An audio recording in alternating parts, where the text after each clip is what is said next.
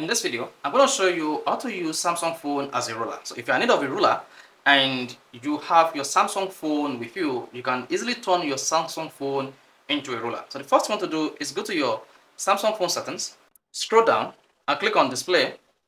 Now scroll down and click on edge panels. Edge panels. Turn on edge panels. Click on panels. Scroll to the left and check tools. Then tap on the edit button beneath it.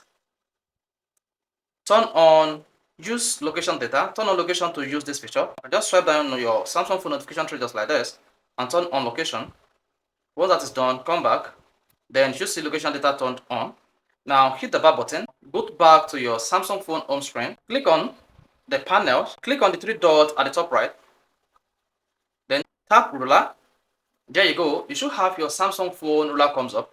And now you can use this ruler for anything you want to use it for on your Samsung phone. At the same time, you can switch from centimeter to inch. See that? You can recalibrate again. Then inch, recalibrate. So this is how to use a Samsung phone as a ruler. If you found this interesting, want to hit like button, don't forget to subscribe to our YouTube channel for more quality videos just like this.